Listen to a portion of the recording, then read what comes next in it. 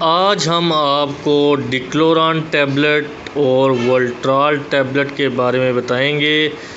یہ دونوں same formulation کی پروڈکٹ ہیں جی، دونوں 50 ملی گرام ہیں اور دونوں کا ہی سیم فارمولہ ہے۔ یہ ویڈیو بنانے کا مقصد کہ میرے پاس ایک پیشنٹ آیا جس نے دونوں الگ الگ میڈیسن سمجھ کے یوز کی۔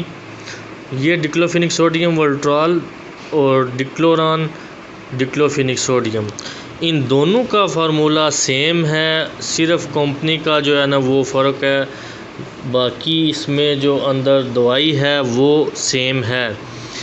کہ میرے پاس ایک پیشنٹ آیا، اس نے کہا جی کہ میں نے ڈکلوران استعمال کی ہے، مجھے درد سے آرام نہیں آیا، میں نے پھر ولٹرال استعمال کی، جبکہ یہ دونوں سیم ہیں اور دونوں ہی جو ایک ہی فارمولہ اس میں دونوں میں یوز ہوا ہے۔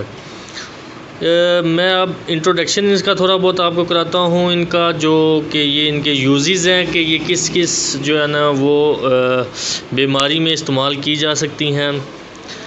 اس میں درد، سوزش، جوڑوں کا درد، گھنٹیا، یورک ایسڈ کی وجہ سے جو درد ہوتا ہے، سرجری کے بعد جو درد ہوتا ہے اس میں اس کو یہ کنٹرول کرتی ہے۔ دانت کا درد، کان میں درد، کمر کے مختلف جو ہے نا امراض، موڑوں کا درد، پٹھوں کا کھچاؤ، اور اس کے علاوہ یہ ہڈی میں درد اور ہڈی کی چوٹ میں جو ہے نا یہ اس میں پین میں ریلیف دیتی ہے۔ پیکنگ اس کی آپ دیکھ لیں، دونوں کی پیکنگ میں فرق ہے۔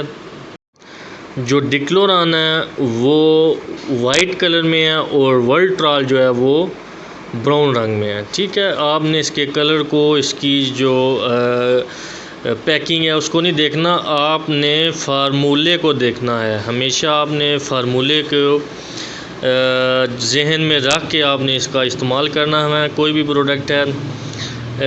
یہ تو اس کے یوزز ہو گئے۔ اب کون سے پیشنٹ اس کا استعمال نہیں کر سکتے؟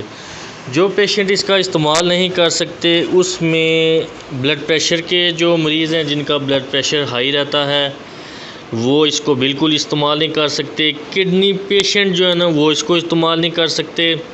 سٹومک السر والے پیشنٹ جو ہے نا اس کا استعمال نہیں کر سکتے بالکل بھی۔ لیور پیشنٹ جو جگر کے مریض ہیں وہ استعمال نہیں کر سکتے۔ اور کرونک ڈیزیز مطلب جس کو دائمی بیماری اور لمبے عرصے کی جو ہے نا وہ بیماریاں ہوں، وہ لوگ اس کو استعمال نہیں کر سکتے، یا ڈاکٹر کی ہدایت کے مطابق استعمال کر سکتے ہیں۔